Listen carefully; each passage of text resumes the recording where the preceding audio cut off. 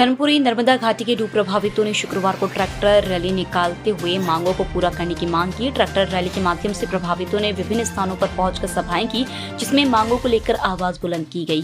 दोपहर के समय सेंचुरी के मजदूर और नर्मदा बचाओ आंदोलन के बैनर तले धर्मपुरी बस स्टैंड में नर्मदा बचाओ आंदोलन के कार्यकर्ता सैकड़ों की तादाद में नर्मदा घाटी के किसान, मजदूर और मछुआरे ट्रैक्टरों पर सवार होकर रैली के रूप में निकले।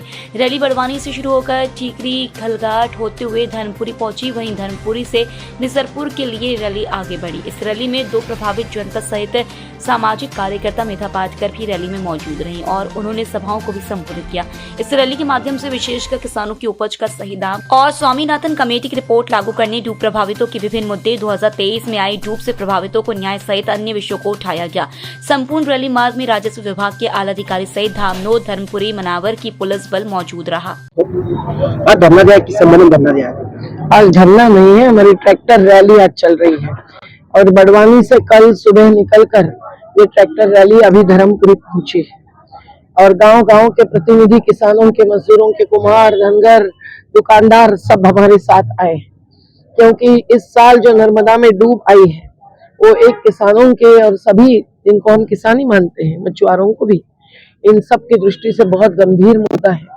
धर्मपुरी का ही उदाहरण ले ले, 1387 मकान, दुकानों का भू अधिग्रहण हुआ, मतलब वो सरकार के नाम पर चढ़ गए और बाद में केवल 88 परिवारों को डूब में माना, बाकी सबको डूब के बाहर घोषित किया। ये अकेले धर्मपुरी की बात नहीं है, पूरे निमाड़ के और क्षेत्र के 15,946 परिवारों को डूब के बाहर बताया। अब गाजीपुरा का उदाहरण ले लीजिए, गाजीपुरा खलघाट का हिस्सा है।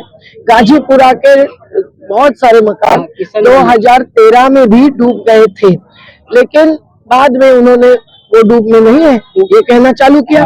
हमने हर बार आयुक्त के सामने, भोपाल में, इंदौर में हर बार ये मुद्दा उठाया और गाजीपुरा के जिन लोगों को, जैसे ये किशन पिता गलिया है, मुआवजा दिया, मतलब इनका घर तो छीन लिया, अब उसके बदले निगरानी के वसाहत में, कल बुजुर्ग में उनको ये पट्टा दिया, लेकिन कागज पर दिया, प्रत्यक्ष नापती करके कब्जा दिया ही नहीं, वहां वसाहत बनी ही नहीं है। ऐसी स्थिति में आज बेघर होकर पड़े हैं किशन गलिया जैसा व्यक्ति, जो एक दलित समाज का है, जो निर्माण करता है और उसके साथ विनाशकारी व्यवहार सरकार करते हैं।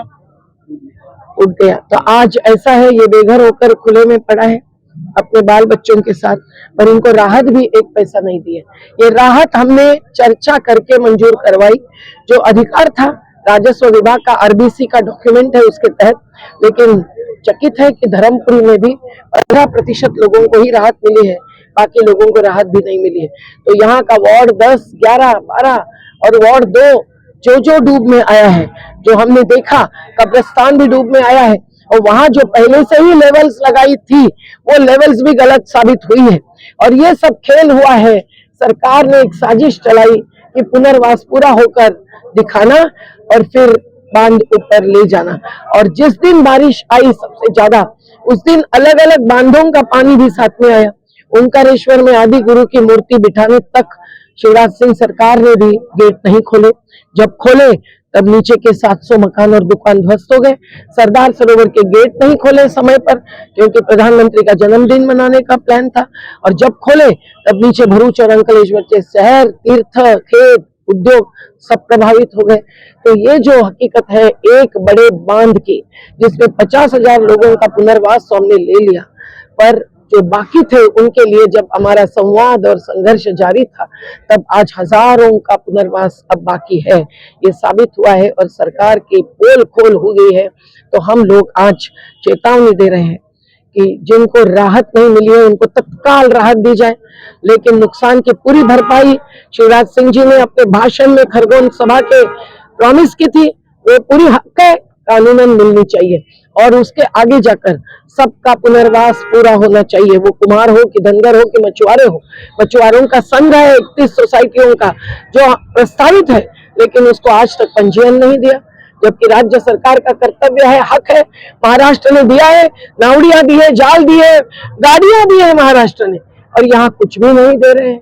तो ये सब बातें पूरी होने तक सरकार इनको नहीं डुबा सकती है, क्योंकि इस बार जो डूब आई है वो 62 साल में सबसे ज्यादा का बारिश का पानी आया और ऊपर के बांधों का आया, पर 100 साल में सबसे ज्यादा जो जल प्रवाह आया वो अभी तक आया नहीं है। इसलिए इस साल की लेवल आपको अंतिम लेवल नहीं मानना चाहिए, इसके आगे भी लेवल आएगी तो ये पॉपुलर मेंस वेयर भी डूब जाएगा। तो आज ये समझ लीजिए कि तब तक 122 मीटर पर सरदार सरोवर का जल स्तर रोक के रखना चाहिए। 138.68 मीटर बांध की ऊंचाई तक नहीं पहुंचा देना चाहिए, क्योंकि 2019 के सुप्रीम कोर्ट के फैसले से भी सरकार का यह कर्तव्य और जिम्मेदारी बनती है। जो राहत राशि मिलेगी नुकसान से कम मिली है, राहत तो राहत ही है, उसकी राशि कम ही होती है, पर कई तहसील में ज्यादा मिली है। मुकेश भाई बताएंगे राहत में क्या खेल हुआ है, कुक्षी में कैसा मिला है और धर्मपुरी मनावर में क्यों कम मिली है। अच्छा अभी सरकार, लेकिन राहत अंतिम नहीं होती है, राहत तो तात्कालिक मदद होती है। हमने भी तो राहत दी, जो बिल्कुल ध्वस्त हुए थे उनको 1000 रुपए का किट हम दे पाए, और कितना देंगे नावड़ा टोली तक। लेकिन वो क्या राहत ही है, पूरी भरपाई जो देनी चाहिए वो पंचनामा के आधार पर नुकसानी का बाजार मूल्य ध्यान में लेकर देनी चाहिए। ये कानूनन जिम्मेदारी है जो अभी तक पूरी नहीं है। सरकार इसको ध्यान नहीं देगा, आगे क्या प्रयास करेंगे? संघर्ष आगे बढ़ेगा, कानूनी और मैदानी दोनों। अब हम आज रणनीति थोड़ी जाहिर करेंगे। रैली कहाँ से कहाँ तक जाएगी? ये अभी निसरपुर तक जाएगी, बड़वानी से कल निकल के हुए अभी धर्मपुरी पहुंची है, खलघाट होकर टिकरी होकर और आगे निसरपुर तक जाने वाले हैं। कहाँ के लोग शामिल हैं? यहाँ बड़वानी के एक एक गाँव के, बिजासन के हैं, जांगरबा के हैं, भामटा के हैं, अवलदा के हैं, पिछोड़ी के हैं, आगे चलकर भौती के हैं, आगे चलकर बगूत के हैं, कसरावत कुंडिया के हैं, आगे चलकर नहीं वो तो उसके आगे बोथू गांव तक के, कलघाट के, गाजीपुरा के हैं, और तो टिकरी के भी है, और हमारे सेंचुरी के मिल मसूर जो भी लड़ रहे हैं उनके हक के लिए अभी हाईकोर्ट से हमने जीत ली है, और भी आगे जारी है हमारा हक का। हमारे मोहल्ले की लिस्ट बना ला है, तो ये भी वाह वाह, नाम लिखा सबको पूरा मोहल्ला। अच्छा कलघाट का वार्ड।